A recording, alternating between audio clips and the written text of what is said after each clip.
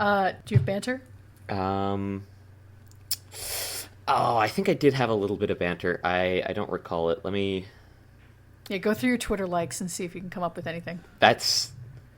I hate that that's what I'm doing right now, but... There was, like, one thing in particular that I was like, oh, this is very related to movies. And then it's just dumb memes that I'm scrolling through. Shocked. Yeah, right. I found wizard posters, people who pretend that they're actual wizards, and that's some good stuff. I'm liking that. That's cool. Not exactly the banter I was looking for. I mean, but, it's not cool. Don't get me wrong, but it is very funny. And we both role play. We both play role playing games. Of course, I understand why you would want to watch people talk about pretending to be wizards. Well, they're like their whole Twitter personality is based off of them being wizards, and they're like, like. Beyond the, like, oh, I might ponder my orb meme, they have, like, actual props and shit. And they'll be like, no, I fucked my potion. And, like, it's, like, broken glass and shit everywhere. It's funny. I like it. Good for them. It's a great bit. Like, that's excellent. It's not a bit. It's the whole thing. If that's your whole online persona. I think they just commit to the bit really hard, which I appreciate. Remember when you wanted to name our podcast that? Yes. Thank God. I still think it's a great name. It's not better than We Want to Watch, I'll tell you that much. I do like We Want to Watch. Commit to the Bit has nothing to do with this podcast. Anyway, do you have Twitter banter or not? I can't find Twitter banter. I'm sorry. Oh my God. It's over. It's terrible. It's so over. It is. I don't know. Have you seen anything this week? Besides Nausicaä? Watch Nausicaä. Not really. No. I mean, I'm watching Dungeon Meshi, which for those at home, Delicious in Dungeon on Netflix, which you wholeheartedly reject as a concept. I don't know. I think the animation's really great on that. I've really been liking that. And they're releasing it weekly. I believe you. Thankfully. Netflix has this thing of buying, like, the license to show anime, and then releasing it all at once. They'll release like 40 or 50 episodes of like a season, and like without like fanfare, without like advertising it. Yeah. Lame. And then they're like, oh, our metrics show that many people didn't actually like this. And it's like, no, like, nobody's gonna sit there and watch through all of it all at once. Like, I don't know. I like things like, I like a weekly release. I like being able to be like, oh, hey, this came out on Friday. Yeah, some ceremony. Yeah, like, let's watch it sometime this weekend. Got you. It's great. So I'm really happy they're doing it with this. Nice. Sorry, I won't watch it. Sure, it's great. That's fine. What about you? Anything else going on? Or what have I watched? Yeah. Is that what you're asking? Yeah. Well, I went and saw the Oscar animated shorts, or live action shorts, rather, which is something I try to do with that, and then the documentary and animated shorts. It was a waste of my time. Almost all of them were really bad. So that sucked. Watch Predator. Good movie. I saw The French Connection over the weekend as well, which was fun. I've seen it before, but I saw it in a big theater with like a lot of fanfare, as we were saying, and that was fun. But actually, I've been playing a lot of video games, I feel like, this week. So. Oh, yeah? What have you been playing? Well, kind of related to this movie that we're about to talk about. Been playing Zelda. Nice. Been playing the Super Mario 64 remaster for Switch. So I like to trade off with Christopher with that and take time, each of us do a star or until we die or whatever. Mm-hmm. And then one I'm really excited about, I was opening this up right before, you're going to laugh at me, right before we got on mic. I ordered a copy off eBay of Mall Tycoon 2 for PC, which is from like 2004 maybe. That's so good. I don't like those games. Usually I don't like Sims or like data management or like any kind of like strategy. Like I like the, I really like the, the mindlessness kind of Zelda and Mario. And that's not to say those aren't good games or like smart or whatever, but they're not, I think about enough organizing things. Yeah. in my job. Yeah. So I like to sit back and vibe. But I've had like a hankering, like a real nostalgic hankering for Mall Tycoon 2. A game which I was always bad at as a kid, like because I was playing it too young. But yeah, now I'm excited to boot it up, give it a shot, see how it goes. I was a Roller Coaster Tycoon kid. I think Roller Coaster Tycoon 2 specifically too. Which is why. Me too. Yeah. Me too. Was that the one where you could POV? The CD. Yes, you could. Yes, and I have not gotten the same satisfaction out of a game since then. You could make your own coaster, and then it's all downhill. Honestly, like video games peaked, and then so the guy who made that, they coded it in like the most basic coding language or whatever. Like its basest form, right? So it's like A, really difficult, and B, if you fuck up, like it doesn't tell you how you fucked up. You just have to like slog through figure it out. Yeah.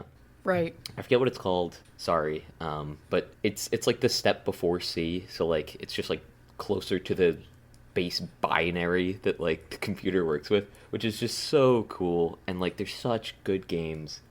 And we had them on like CDs. On CD-ROMs. How crazy is that? I don't know. It's cool as hell. It's cool as hell. Yeah. You're right. Yeah. They don't make them like they used to. They really don't. Now we're out here downloading 200 gigabyte games for what? Slop. That's true. Yeah. That's really true. So this was Ricky's Video Game Corner. Ricky and Lane's Video Game Corner. Thanks for listening. This is We Want to Watch. Oh, yeah. Like and subscribe. Hey, actually, I want to take a second. For real? Shout out Brussels. I don't know who you are, but you are our most, literally our most dedicated listener. If you're for real, or maybe we just get a lot of play, like in the YouTube algorithm in Brussels or something. I don't know, but shout out to that person. I hope you're cool. Thanks for listening. That's sick. Yeah. Yeah. I remember we shouted them out like 2 months ago, and it's like they're still here. It's gonna become our weekly shout out. Yeah. We could shout out Taipei. We have a couple listeners in Taipei. Shout out Toronto. Shout out Timothy specifically in Toronto. If you're listening, you're cool. Do you have any listeners or friends that listen that you want to shout out? Shout out People Rob. get a kick out of it.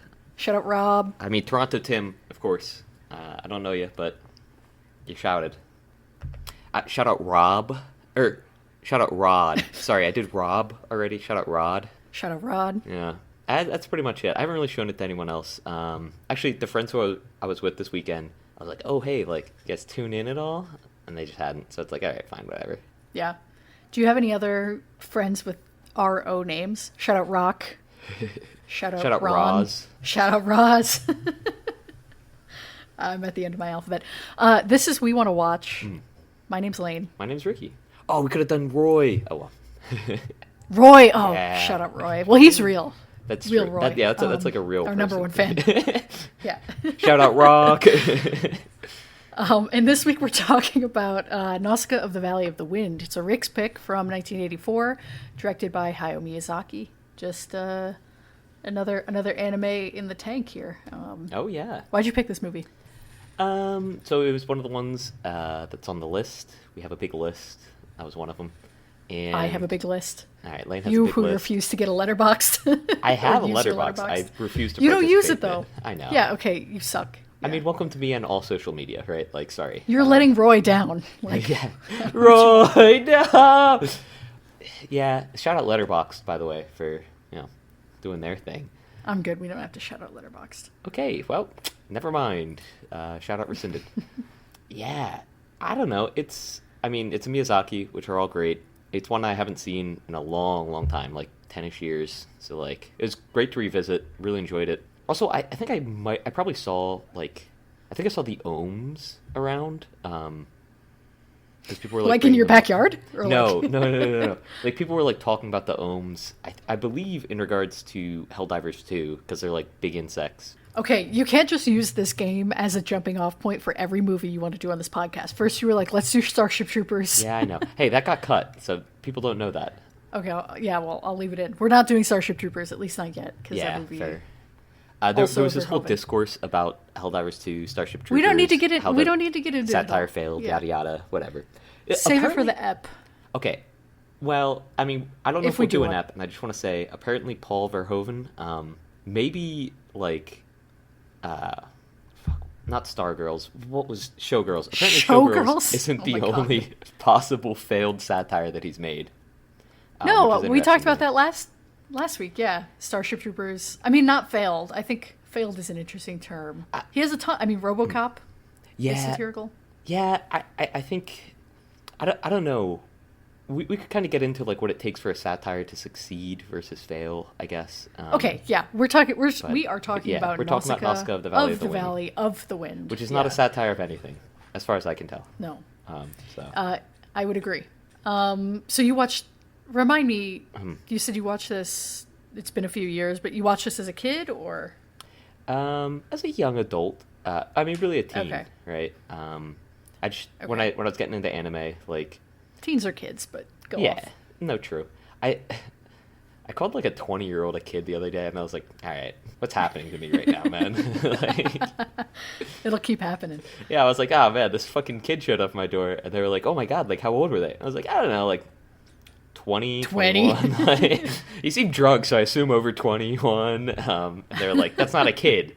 Like, they're within years of you. Like, you can't, that's not a kid, man. Okay. I'm like, all right, well.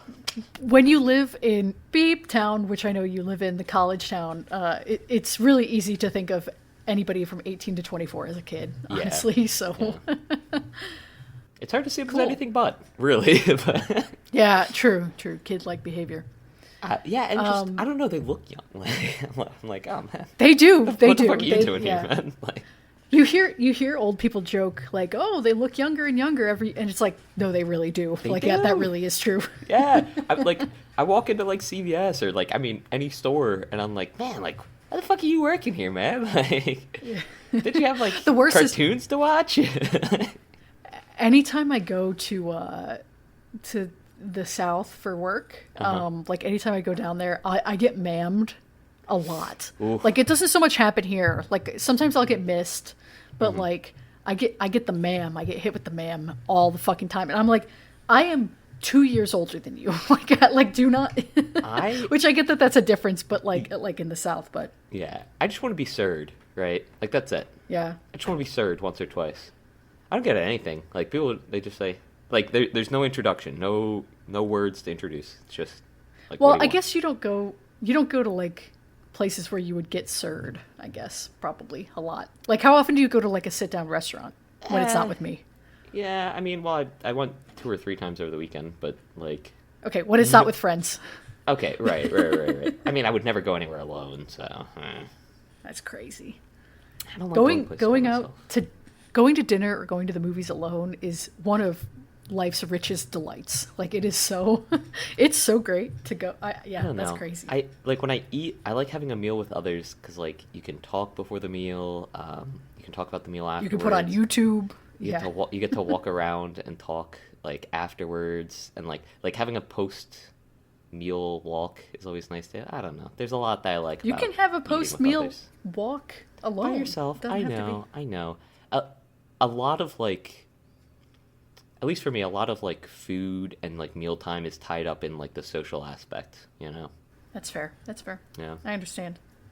Yeah. I enjoy a meal with friends, but you know. Even when I like cook at home for myself, I usually like hop on Discord with someone else. So at least I'm like talking while I'm cooking. I'm doing something, because like. Is that why you're always fucking cooking during our show or walking away to your kitchen and I can hear you like away from the mic? I have to edit you up. God, thanks for telling me that. That's me like turning slightly. I turned like 15 degrees from the microphone and you're like, God, Rick, like you're fucking around on your desk. You're just like not talking into the mic. I'm like, all right, sorry. You're petting your cats. Well, that's a given, right? Anyway. Let's get to the movie. How do we get up on this? Here? Yeah. Sheesh. I like this movie. I thought it's funny, you know, it's like, in comparison to all of Miyazaki's other movies, you're like, okay, this is pretty straightforward, but it's still a fantastic movie. Yeah. Like, it's very, I don't know that, barring the environmental themes, I don't know that I would know that this was a Miyazaki film just from watching it. Maybe because of some of the other, like... It has a bit of that dreamlike aspect, you know, right? A little bit, but not much. Not nearly as much as, like, his other stuff. Yeah, I'll give you that. But especially, like, the area under the toxic jungle where like the trees and everything, like that has a very sort of like ethereal plane type beat to it. But apart from that, it is sort of a little bit more grounded. Can I just say Nausicaä? Badass.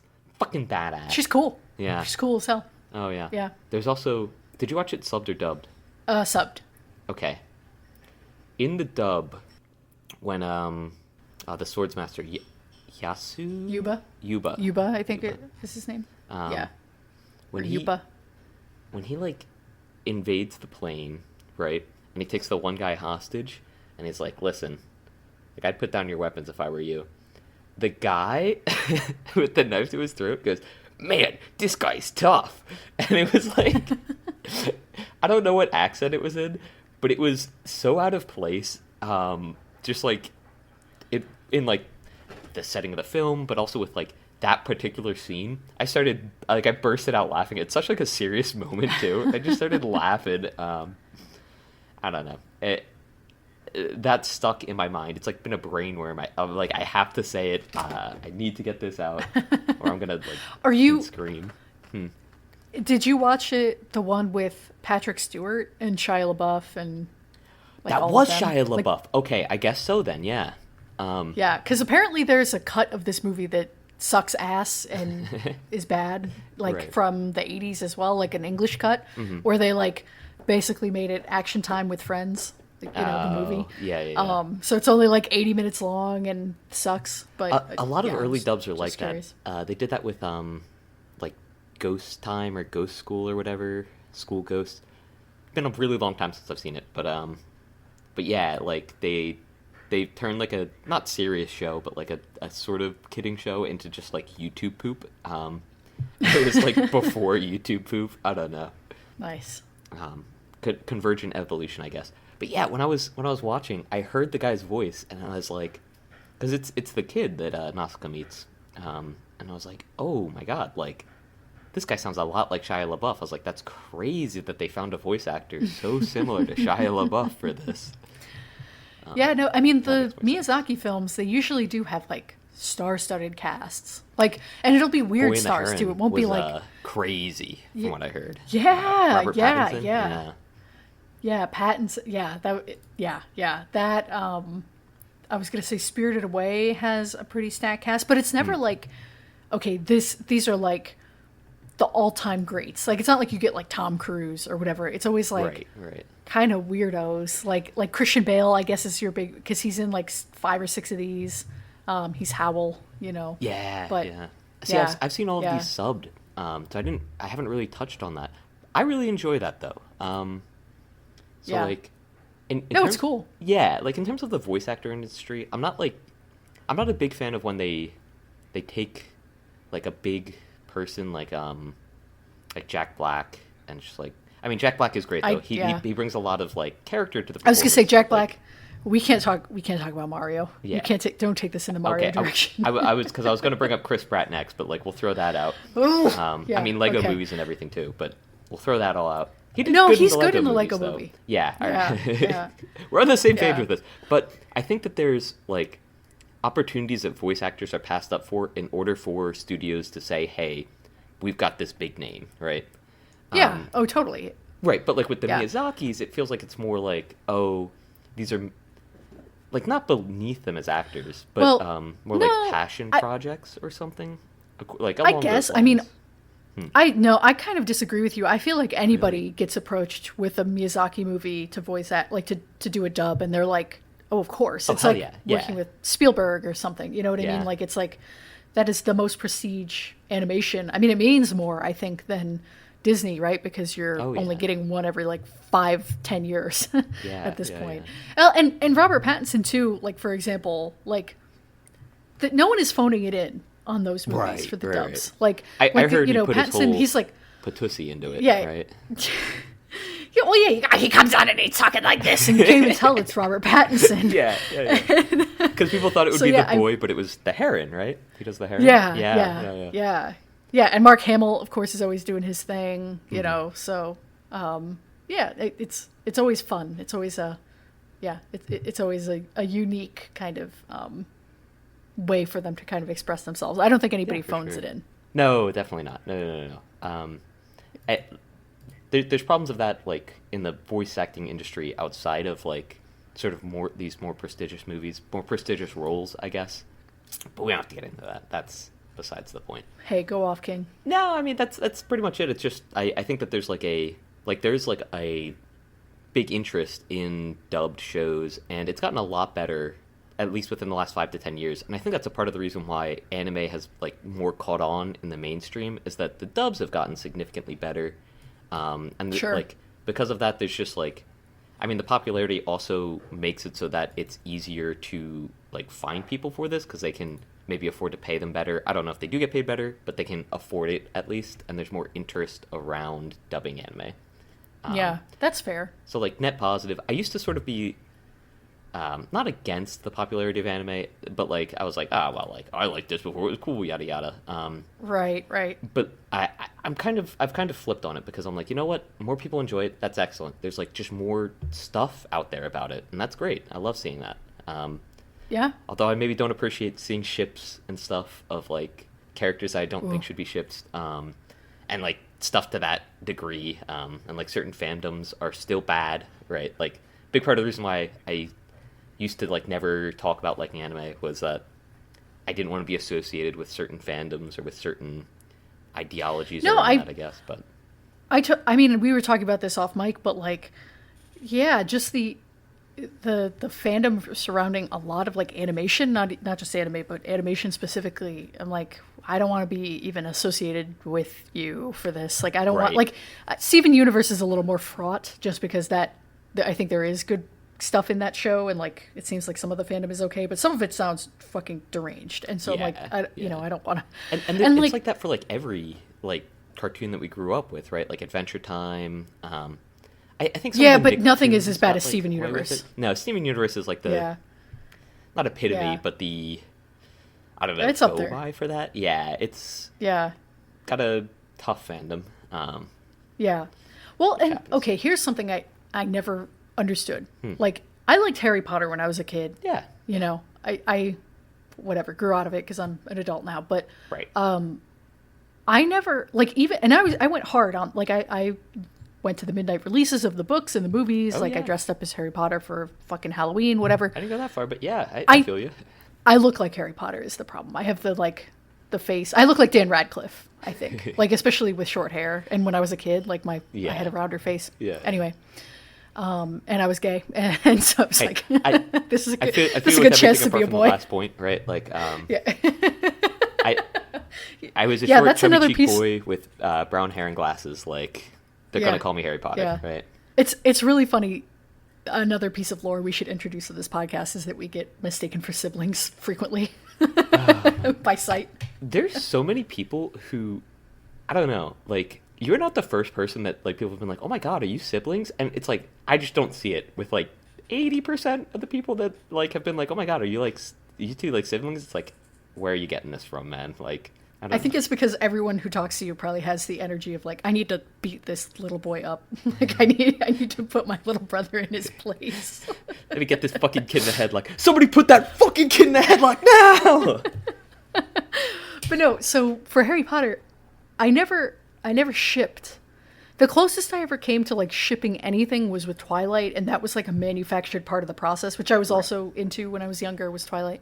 And, like, that was, like, the whole Team point Jacob or Team where, Edward? like, I was Team Jacob because I thought Jacob was hotter. Wow. But if I look back on it now, I mean, there's no way it could be anything but that. But, I mean, regardless. But Jacob? No.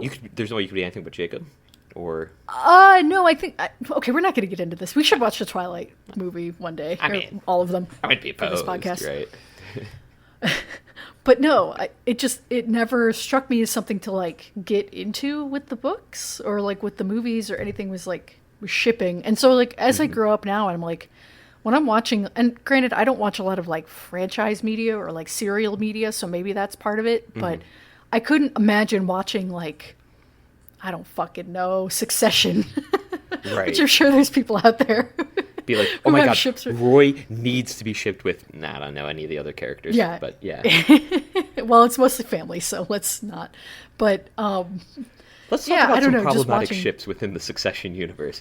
A, they're family members. B, B, they are all evil. I don't know. Yeah, I just couldn't imagine watching, I don't know, like, Dune is coming out this weekend, like the second Dune movie. I couldn't imagine watching, like, a franchise movie and being like, oh, I hope. Or I guess Star Wars was one, like, recently that was, like, huge. Like, all of the people who were, like, fucking Rey and I can't remember what Adam Driver's character's name is, Kylo Ren. Yep.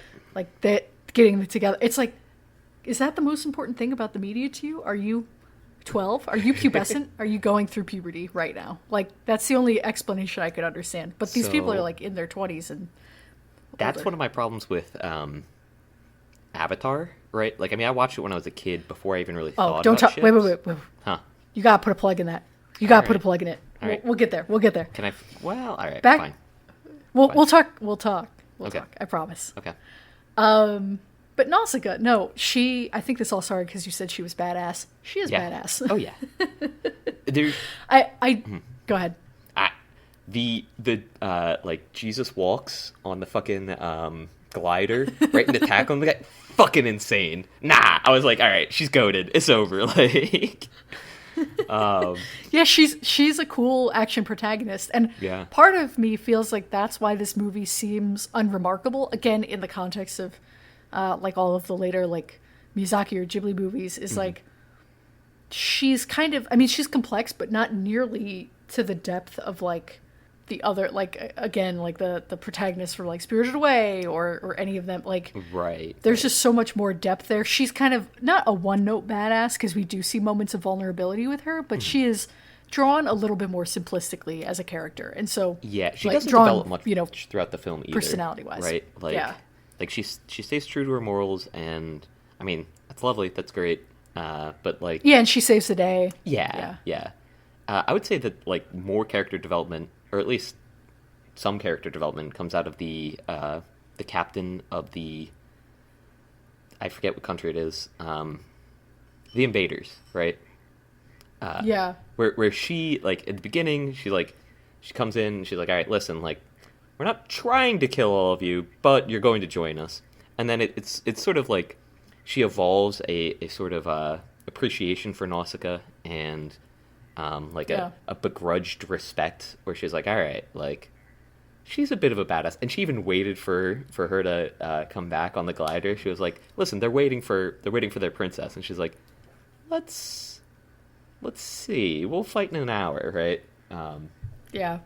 Which, I don't know, it's just cool. Like, I love any sort of like acknowledgement of the opponent, I guess, in like media in general. It's just, I don't know, it's a cool trope. It's more realistic, or maybe not realistic, but like, draws a little bit of complexity to it, to what other guys could just be like, oh, we're just gonna kill and fight each other, and whatever. Right.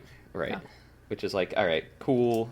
And I mean, some people, they would complain about that, right? Like, they're there just to see like guys fight, like they want the Michael Bay action all the time. But it doesn't lend itself to any form of like interesting character development.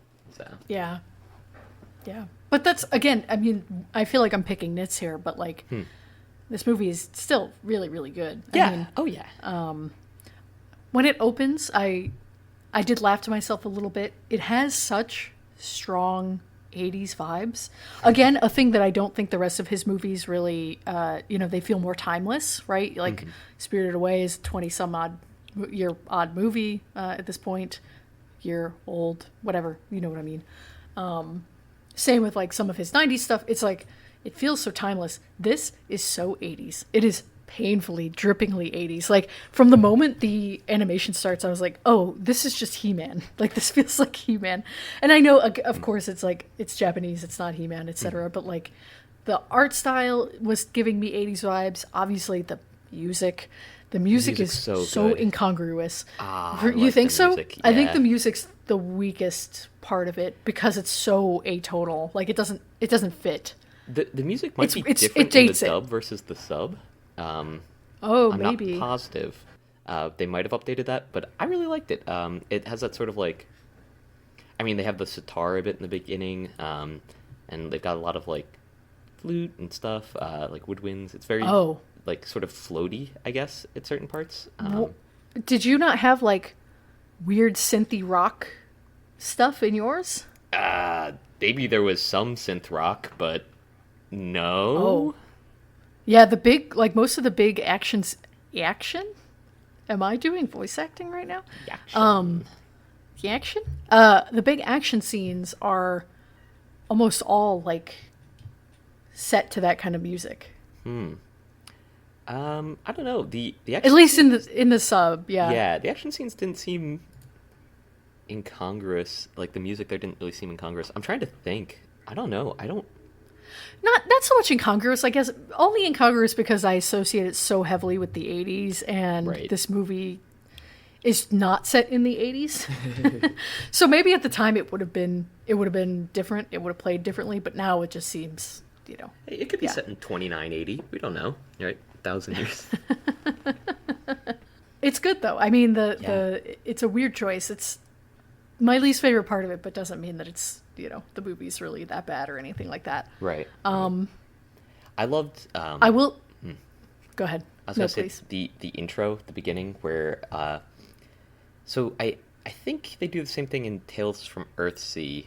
Tales from Earthsea, at least as I remember it, feels like a sort of feebler version of Nausicaä. I don't know if it's meant to be, but it sort of reminds me of it. Just Warring Kingdoms, deep background, with some like mythical creatures thrown in, right? I'm like, sure. I don't know. I'm boiling it down super simple, so they're probably really different. And also, I didn't really like Tales from Earthsea that much, so I didn't. I think most people don't. In. Yeah. Yeah. In the beginning where they're showing like the essentially like the tapestry of like the background, it's a really cool way of doing like show don't tell, which I mean they do tell a lot, like they say a lot in this movie about like the war and everything, and like, oh hey, like the Ohms came and destroyed the earth, and humanity tried to fight back with the big weapons, the not fire giants, but like the soldiers. The giant. They're called giant soldiers, giant warriors. Yeah, they're like just called that. Yeah. So yeah. So I don't know. That was really cool. Like the tapestry itself is just like it looked different from the rest of the animation style, in a really good way. And it sort of reminded me of the like quote unquote death scene of Nausicaä, which was like really cool. And I really enjoyed that style of like drawing and animation. What are you gonna say about it? Okay. I was gonna say when the tapestry first came on screen and like the entire kind of like first 25-30 minutes of the movie, I was like turning to Christopher, I was like, oh, Nintendo owes its whole Zelda everything to this movie. Like, yeah. Or like they took it like, slow. So much of the not all parts of it, but especially Breath of the Wild. Like people have been talking about how Breath of the Wild and Tears of the Kingdom are cribbed from Ghibli, or how that's the kind of like Ghibli style. But this movie makes it like almost painfully close. Like it feels like the tapestry on the wall, like a lot of the like intros and like cutscenes in Zelda games, especially the last like 3 or 4 of them, have been very similar. Like, okay, there's like a long scroll or like a cave carving that looks like this, and it tells you the history of like the battle from long ago, which isn't super unique, of course. Like, I'm sure there's 5 billion, movies or whatever that do that, but between that and then don't break a good formula, right? But between that and the art style, and then even the setting of like these kind of like overgrown, especially in Breath of the Wild, like this overgrown like toxic. It's not toxic in Breath of the Wild, but like these plants that are like foreign and like strange, and like all of that is just very, it feels a little close. Even the sand, not temple, but like the sand village. Yeah. Like totally. Yeah. And I mean, of course, it was the airships too. But yeah, the airships. Oh my god. I the design of the airships. Go ahead. Yeah, I love the design of the airship. It's so cool. And like, it's sort of, at least to me, it makes me think that like the Ohms were like self-inflicted, like they were like a biological weapon that were created by like some form of humanity. And so like, it's shown that a lot of the tech that's used is like created from harvesting. Not just the Ohms, but like the other creatures from within the toxic forest, which is why they have to like venture into there. and it's like it's so cool. I love I don't know, I love that. And the airships just look badass. They're so cool. The one of my favorite like little details about Nausicaa's glider when it goes in and stops, and she does like the little like swirls, the like sand being displaced, and like you see like the little air currents. Like it feels like it, like you don't know what the propulsion system is, and it doesn't matter, but like it feels like it has one. Totally. Which I don't know. I really love that. I love the way that they use that sort of like advanced technology against the backdrop of the Valley of the Wind. When like the invaders come in, just to show how like distinctly alien these people are, and like their way of thinking relative to the Valley of the Wind, like the people of the Valley of the Wind. And just like the way that they live their lives and how adversarial they are with the Earth versus the people of the Valley of the Wind. Which we need a better phrase for. I don't want to keep saying the people of the Valley of the Wind, but I feel like that's what they're called, unfortunately. It is a clunky title. To have two of those is a lot for a title. Yeah, right. That's my one note. Fix the music, change the title. Wind Valley, Nausicaa of the Wind Valley. Make it just Wind Is Valley. this anything? It's cleaner. Yeah. Stop. What is that from? For $5, what's that from? Ooh, the Facebook movie. Damn, I can't believe... Wow. Air horns going in. I can't believe you knew that. Drop the... Yeah, It's cleaner. Thanks, Justin. Was that the act? So... Justin Timberlake. He's the one who says JT. it. I'm pretty sure. Okay. Yeah. Which, is he the worst? I think I brought this up in the group chat like before, JT? but is... No. Wow. No. He is has the biggest discrepancy between the art that he has produced with help from others and his actual raw talent.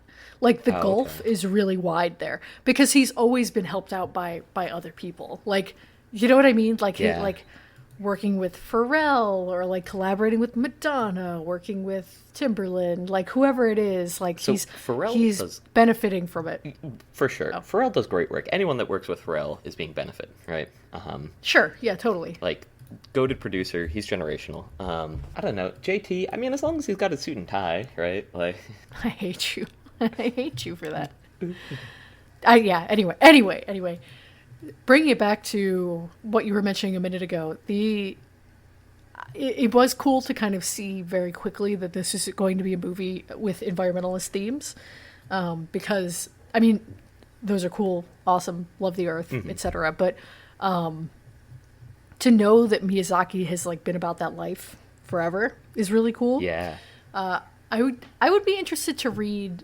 You know, I don't typically I'm not super interested in mythologizing one guy necessarily, like especially directors, but I would be very interested to read a biography of his life or something like that, because he seems to have very specific views. You know, and very like I know that he, you know, was like right around after the war. Like he was born like basically during the war, I think, but then he like obviously was dealing with the fallout of that. And so just all of learning more about him and his, you know, anti-war themes, you know, pro-Earth, etc. is very interesting. And I think something we talked about in the Cagliostro episode was how will Ghibli be around, or like where does it go after him?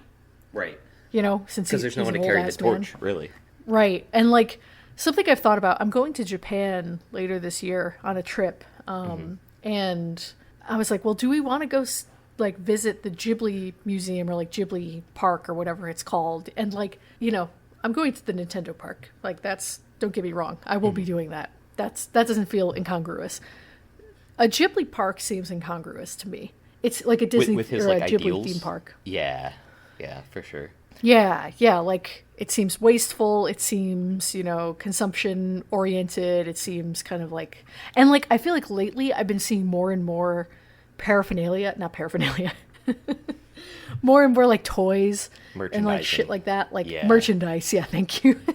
I don't know, I said paraphernalia. No, I mean, I feel you with that. It is paraphernalia at a certain point. I know paraphernalia has a very negative context, but it is like, well, and it does, yeah. I think its base like definition is just like stuff that you use with other stuff, right? Without the word stuff, they replace it with like actual terms. But yeah, I think a part of that is just he's getting older. He doesn't have like total not creative control, but total like control of his creations. And I mean, that's kind of like the downfall of art in some ways, is that it can be commercialized and it can be taken from like whatever it's meant as and like completely flipped on its head. So, I mean, at least to me, right? I guess so. I don't know how true it is that he doesn't have pull, though. I think he still has pull. Maybe 100%. I don't know. But I also think that there's like probably a boardroom of guys who go like, hey, like I get that like you want to keep telling stories, but the only way that we can do that is if we at least like make a profit, and like you have to make small concessions in order for that to happen. And like I mean, again, he's old. Like it's tough for him to keep fighting the good fight, right? Past a certain point. Yeah. So true. Although he seems as scrappy as ever. Oh, he is scrappy. His interviews are so funny. He's great. He's like big against AI.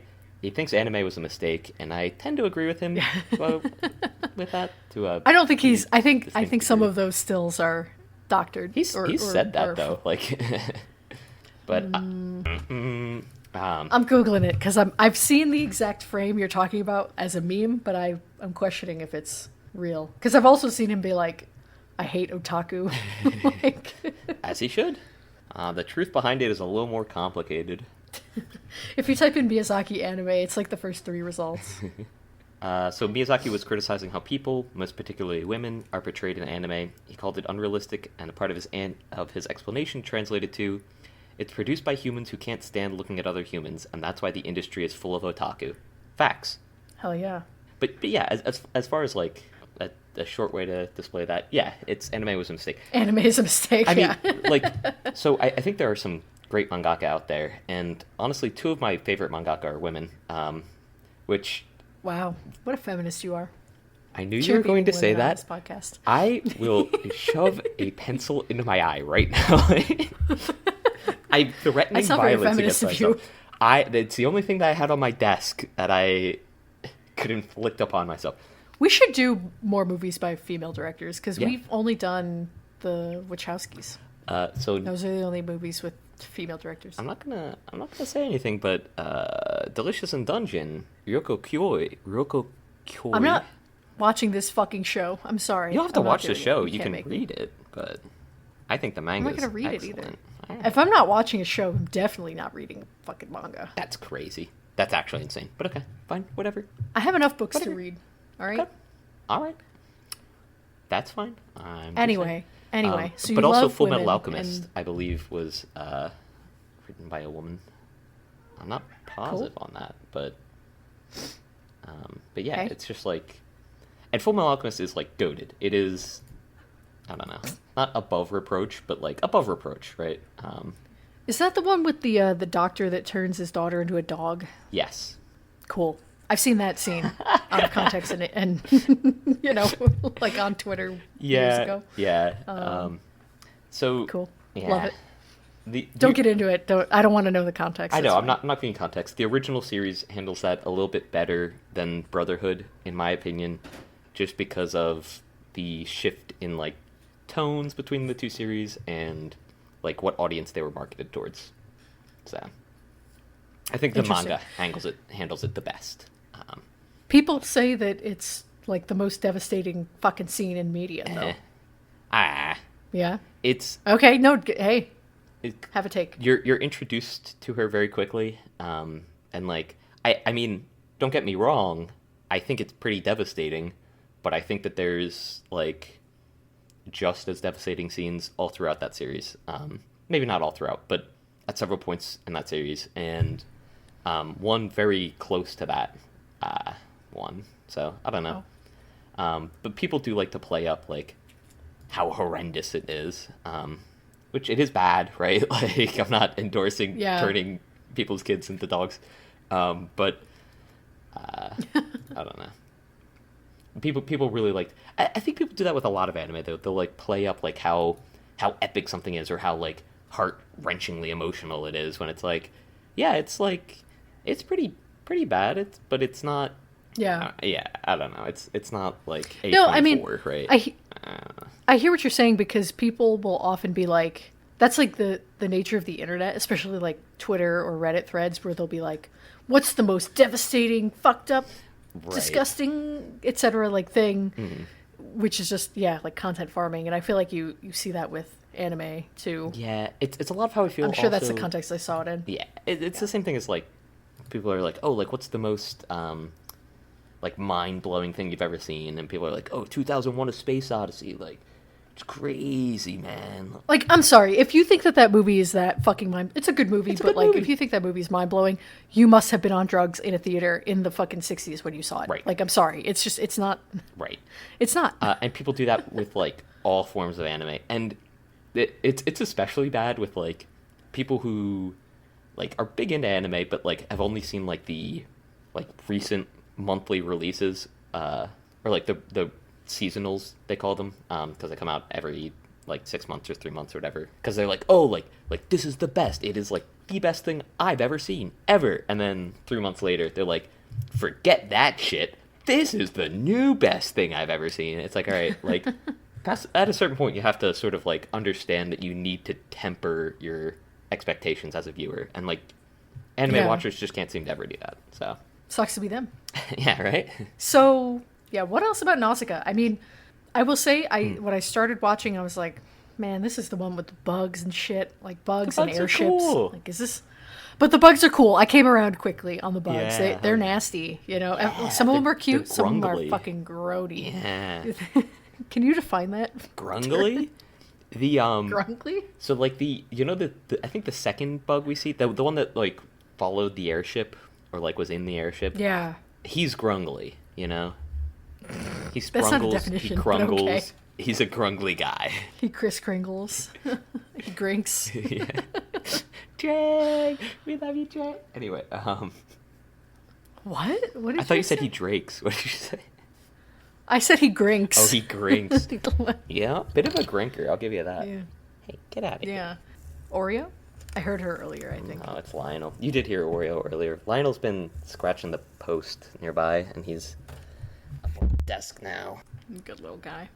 He's big. He's a big fella. Hey, gotta grow up sometime. True. I love him. But yeah, I don't know. This movie is like, it's another one that's maybe a bit difficult to talk about just because, like, I mean, the themes aren't too terribly complex beyond, like, yeah, and environmentalism. Like, we are poisoning the earth. And then, I don't know.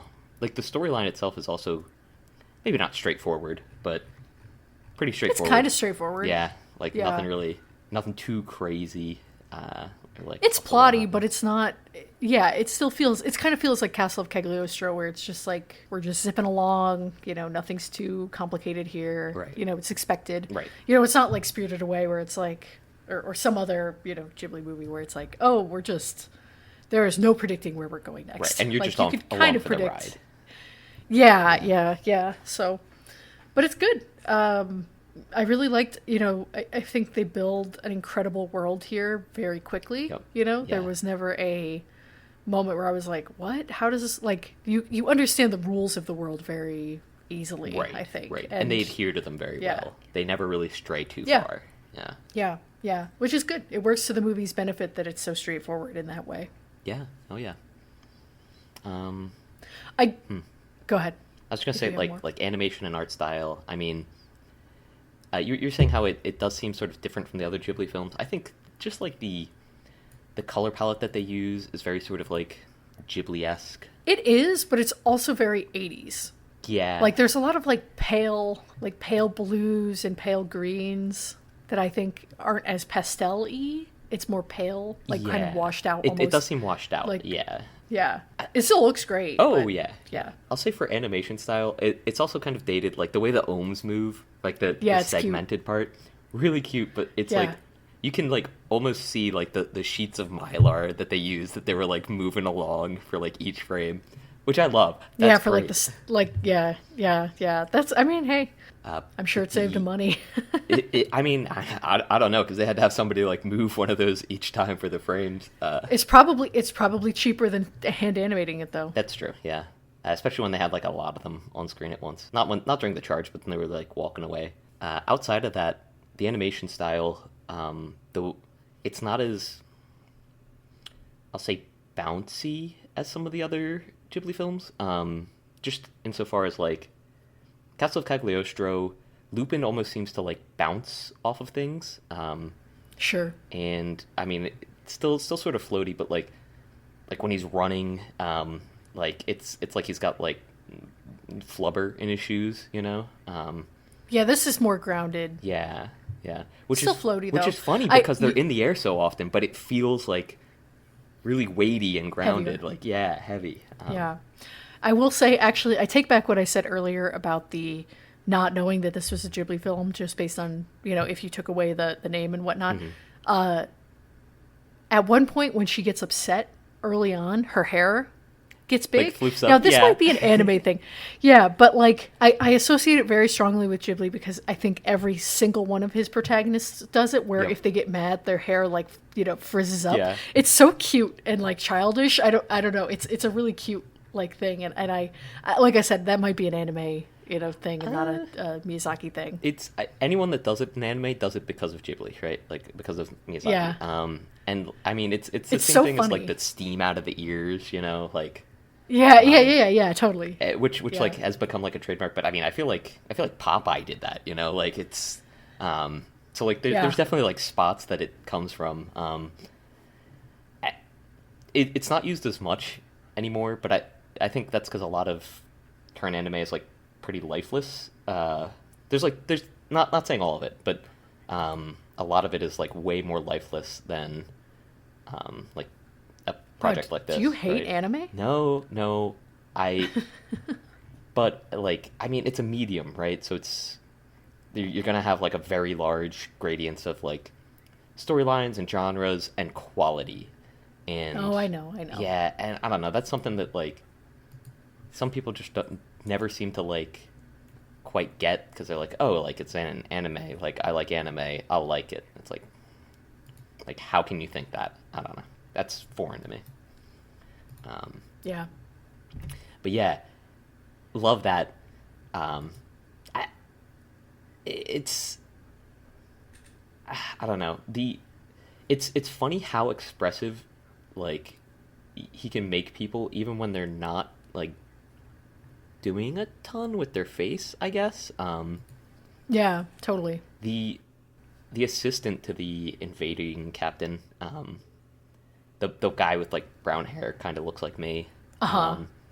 He was like, he had the most expressive face because his mouth would literally just go like become a sideways slash at certain points. Well, he's one of the only men who has a mouth in this movie. Oh, everybody else is just like a walking beard. Yeah. So good.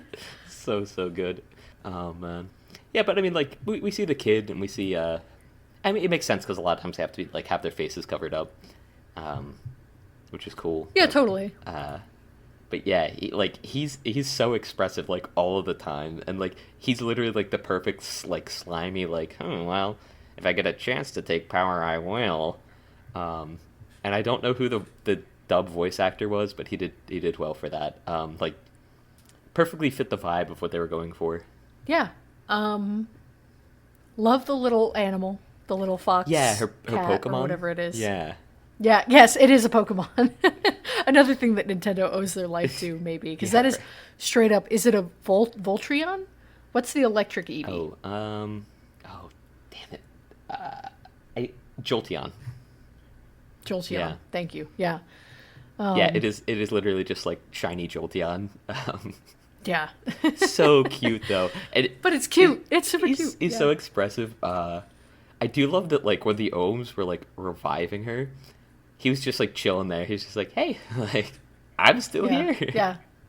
It's good stuff. Oh, yeah. Yeah. It's, another good movie that's a little difficult to talk about. It is so experiential. Yeah, and it's, I don't know, like, I'm not going to say that's the mark of good movies because, like, obviously, like, movies that make you think, movies that make you want to discuss are also great. Like, there are many great movies that inspire that. I don't know. There's not much to say outside of, like, yeah, this fucking rocks. Go out and watch it. Like... Yeah, agreed. Any final thoughts? I kind of want an I have ohm. one, I guess. An ohm? Yeah. Aren't they basically just like beetles? Or not beetles, but roly-polies? Yeah, kinda. Yeah, essentially. But I want a big one. Go get a roly-poly. No, like I want a... Your cats would shit their pants if you got a big bug as a pet. I've been thinking about getting like a little fish tank. Not a little one, but like... Ricky? A fish tank. You have more souls aboard your fucking apartment than were aboard the Titanic. Like, that's not there true. are so many fucking living beings in your apartment. You cannot get a fish. Well, I wouldn't get or a fish. multiple fish. I'd get shrimp. I'm looking at getting some shrimp because they're cute little guys and they kind of fill that That's home worse. itch, you know. Are you? Hey, can I ask you something? Yeah. Hey, what flavor of cat food do your cats eat? Is it shrimp? No, it's maybe a bad Mariner's idea. Catch. It's Sea Captain's Choice. Oh my god. Shrimp is one Your of them. cats though, will yes. eat the shrimp. No, I know. Your cats will eat the shrimp. Don't get the shrimp. I've had fish with cats before. I've had cats and fish before. They've always been chill with Not it. these cats. Not 5 fucking cats. I can't believe you have 5 cats. Well, they're all good. To be fair to me, to those in the audience hearing this, they're all a big family. I can't break up the family. They're only a family because you did... Okay, Oopsies. we're not going here. It's because I got 2 cats and I didn't get them fixed soon enough. Oopsies. I'm just a little guy. No, you're not. You're a 20-bleep-year-old man. I'm a little birthday boy. You're going to go to the birthday boy a month after his birthday? Oh my god. No, that was irresponsible. Okay. Please get your pets fixed, everyone listening. Thank you. Miyazaki would not approve. True. The last thing I was going to say, how do you feel about the ending? Is it a little Jesus-y to you? It was Jesus-y. So I was going to mention that. So when Nausicaä and the guy are like in the sand trap together, and then they sort of go into the like the promised land. I guess I'll call it. Like that is the like where humanity needs to be led to, right? I got Jesus vibes in the beginning when they're like, oh, like he'll come to us through fields of gold, dressed in blue. I was like, okay, interesting. Yeah, I see where this is going. Yeah. and it's very much so like, oh, like they're in the Garden of Eden, right? Like they're in the Valley of the Wind. Right. Like this is the one spot where humanity can sort of live, and they're protected by the forest, the garden, the trees, yada yada, whatever. And then like it gets into like, oh, but like the sin of man has polluted the earth, right? So they need a savior to absolve them of their sins, to help like show them the way, like, oh, like to the clean earth, yada yada. So like, yeah, seeing her get revived is very like, and she's literally walking on like a field of gold, like golden light, from like the angels who are preparing the earth, right? Heaven on earth, yada yada. Yeah. I don't know. Yeah, really sort of not heavy-handed, but like very easy to draw parallels there. But I liked it. I mean, I think that's cool. I think I don't. Yeah. Yeah. there's like Oh, go ahead. There's like any Finish sort your of thought. like, yeah, your turn. Like any sort of like rebirth storyline or like sort of like delves into like the Jesus ideology and like how to create heaven on earth. Yeah. What were you gonna say? I don't mind the religiousness or whatever, or like the Jesus kind of imagery invoked at the end of this, but I don't love the ending still. Yeah. I feel like it's too neat. I feel like it ends a little bit too cleanly. And I mean, it doesn't. I think it actually ends really nicely, but like in the context of a movie like Spirited Away or Boy and the Heron or, you know, something that's a little bit not like more bittersweet or like mystical or like not sad Open-ended. but just like doesn't end. Yeah. Open-ended, yeah, that's definitely what I was trying to get at there. Thank you. But yeah, just something a little bit more like that would be you know, leaves you wanting more. This movie didn't leave me really wanting more. No. This movie made me think, damn, I'm gonna go play Zelda after this. But like I didn't, you know, that was about it for me as far as like how thoughtful I thought it was, I guess. As far as like media goes, I really enjoy stories that are like whole in their tellings, right? Because and like maybe this is a bad reason, but I think very often like sequels and or spin-offs like lose a lot of like what the original was trying to say, and can often just be like cash grabs. So like making it like, okay, like this is it, it's over, that storyline has ended, doesn't really inspire that. I don't know if that like was a part of the thought process, but the slideshow at the end that like sort of showed them like building the valley back up was really cute. Yeah, and nice. And the little tree at the end. Yeah. Very Wall-E. Sprouting like right by her little hat, which she lost earlier. Really cute. I will say, logistically, like if I was going to do like an actually Cinema Sins type thing, sure, I'd be like, oh well, actually, they stole all of the food out of the valley when the invaders came. We saw at least 200 people in the valley. How are they feeding these people while growing new crops? They're eating all the dead. Next. Eating the dead. Next. They're eating the plants. I don't know. Soylent Green. Next. That's what I'm saying. Like, who cares? Who really gives a shit, right? It's spoilers. Yeah. Who gives a shit? It's wait.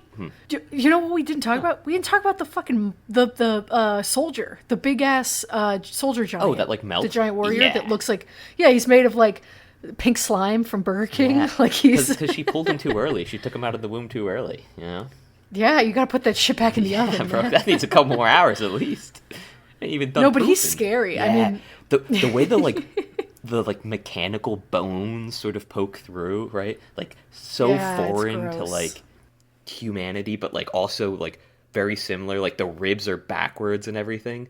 So cool. Well, that the teeth like jutting out from like its mouth in that like freaky way. The eyes that are like this sickly color. They look like bugs, a little bit, and it's just a hole for a mouth, which is maybe the scariest part. It's like, oh, this is a hole for nuclear fucking energy. Yep, great, that's it. Cool.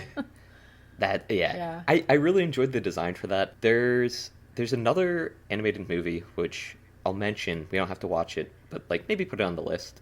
Red Line, which was like a passion project of, I believe, Madhouse. And it's just beautifully animated. It's really well drawn as well. Like the art style is really consistent, really nice. Is Red Line one word? Yeah. And okay, I think I see it. There's I don't want to spoil too much, but there's like a monster in that looks very similar to this. And like, I not until rewatching it did like, it clicked for me. I was like, oh, that's where they got that guy from in Redline. Oh, sure. And so really cool to see it here. The explosion animations there too, with like the beam of light and then like the like bunch of explosions following each other. Genuine. The airship crashes too are pretty scary. Oh, the airship crashes have such great, especially that first one, such great weight, and like the way that it like they're very visceral. Yeah, visceral. Yes, the way it like crumples. And, like, you see, like, the fire, like, expand and then, like, explode. So cool. Yeah. And you just don't get that anymore, right? Like, that is spectacle with weight. And, like, nowadays, I feel like a lot of animation focuses heavily upon spectacle. And you sort of lose out on that, like, the real heavy impact. Especially with fire. Like, fires and explosions. So, that was really, really cool to see. But, yeah, the light and then, like trail of explosions is a classic in anime. It's gnarly, It's gnarly. It's awesome, and I feel like a lot of places have borrowed it from this, especially or like they were probably coming out around the same time, and it was like a sort of like standard approach to that, I guess. But like seeing it here was awesome because normally you see that in like a mech anime where they fire like their huge cannon, like a bunch of ships explode. So seeing it here was like a bit of a jolt, but like a really welcome one. It's awesome. Like this movie just does so much so well. And the baby ohm, like the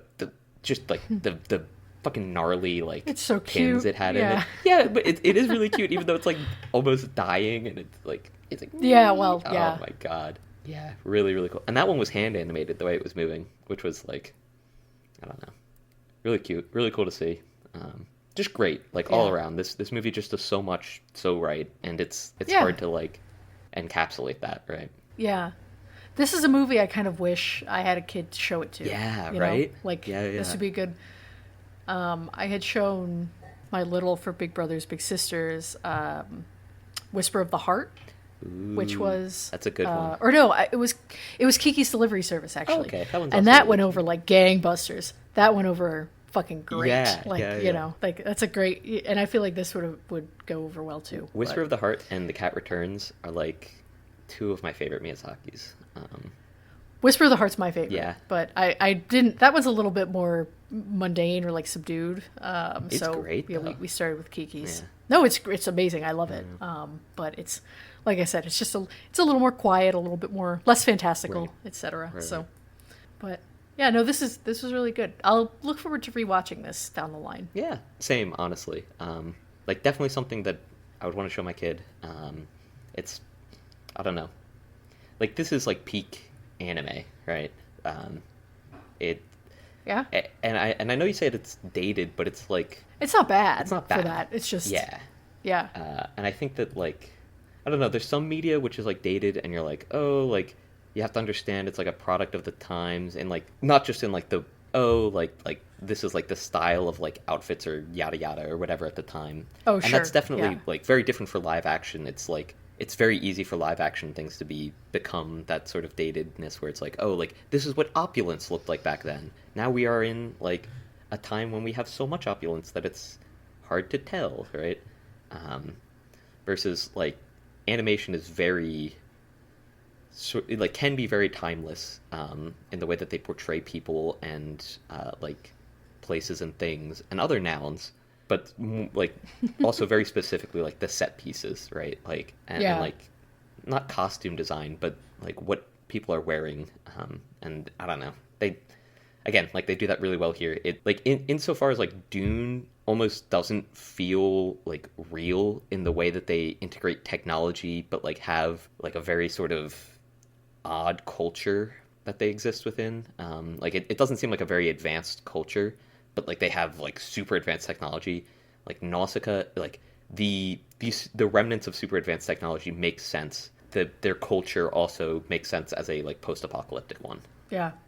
But yeah. Great movie. Well. Okay. Do you have a lane frame for next week? I do. Okay. I do. And this is something we've talked about a little bit. Right. So we all the people know, that there is a new Avatar: The Last Airbender Netflix show, live action show being made, or has come out. Being released. And it sounds like they released it, yes. And it sounds like people are like middling on it. Like some people are like, it's good. And some people are like, this is bad. But it doesn't sound like there's like overwhelming either way. Right. However, both of the prior pieces of Avatar: The Last Airbender media, at least the original, not setting aside Legend of Korra, those have overwhelmingly good and overwhelmingly bad reputations. And I thought it would be a fun exercise for this podcast because I have not seen The Last Airbender movie 2010 directed by M. Night Shyamalan. Oh. And I want to see how bad it is. Okay. Or how good it is. I want to see what all the fuss is about. Right. I have not seen it. I have seen other Shyamalan movies and liked and disliked them varyingly. But I imagine that the movie is probably bad, but not as bad as everybody makes it out to be. Worst movie ever made.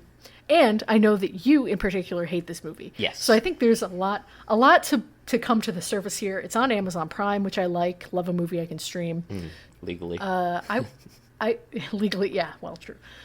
So yeah, I would like to visit that one, 10, 15 years later and see, what's all the fuss about? Because I have seen the cartoon. Right. So that's great. I'm going to bring up my Avatar thing now that we've mentioned it.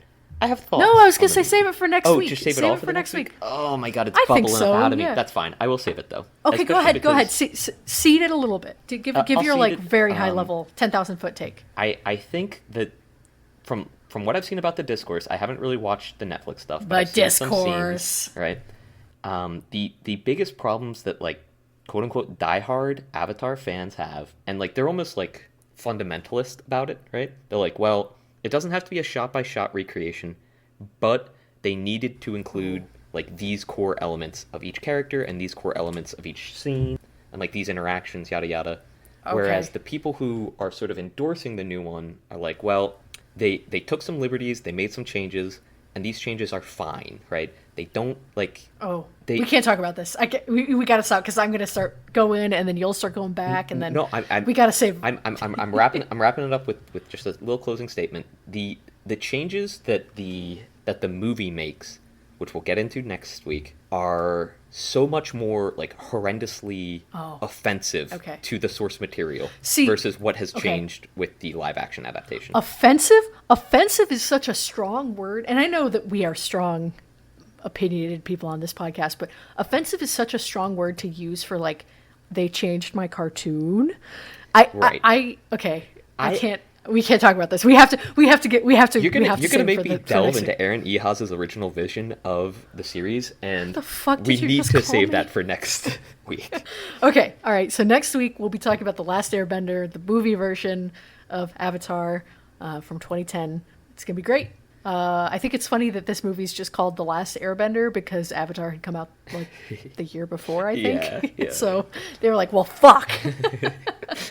But cool. I'm excited to talk about it. It's going to be fun. I think this will be great. Because it's one of the only movies that I've like not passionately, but like definitely hated from the time I viewed it to now. So yeah, when's the last time you watched it? Has it been a few years? I watched it in theaters. Probably. So yeah, it's been a couple of years.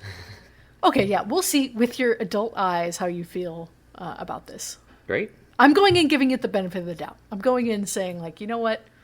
This might not be as bad as people make it out to be. But I will... concede defeat if it is bad. I'm not going to comment. We'll talk about it next week. Okay. All right.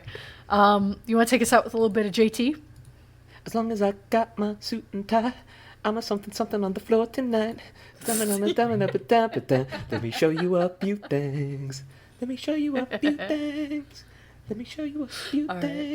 We want to watch. Stop.